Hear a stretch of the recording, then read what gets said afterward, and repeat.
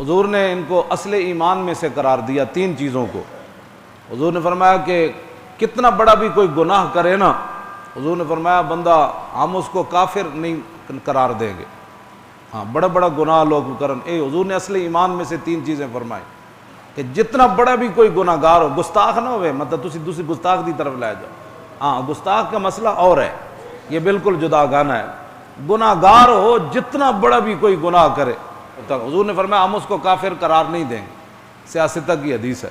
دوسرے حضور نے فرمایا کہ جب سے مجھے اللہ نے مبعوث فرمایا ہے تو مجھ پر اللہ نے جہاد کو فرض قرار دیا، اور کسی عادل کا عدل اور کسی ظالم کا ظلم اسلامی جہاد کو ختم نہیں کر سکے گا، یہاں تک کہ میرا آخری امتی دجال سے جہاد کرے گا۔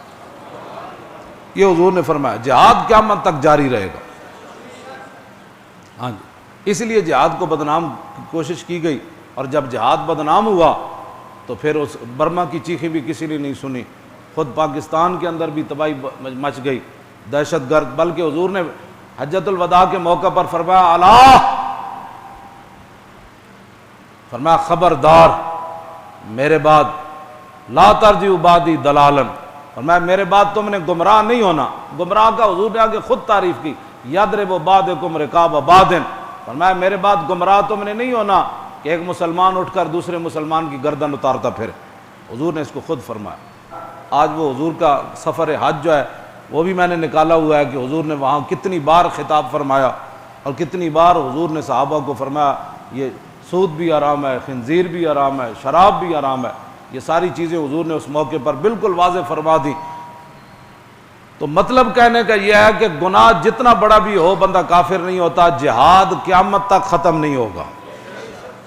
ہاں جی، جہاد قیامت تک ختم نہیں ہوگا۔ کوئی آ جائے، حضرت عمر آئے جہاد جاری رہا، عمر بن عبدالعزیز آئے جہاد جاری رہا، اور شیر شاہ سوری آیا جہاد جاری رہا، اکبر جہانگیر آئے جہاد بند نہیں کر سکے، ظالم بھی آئے عادل بھی آئے۔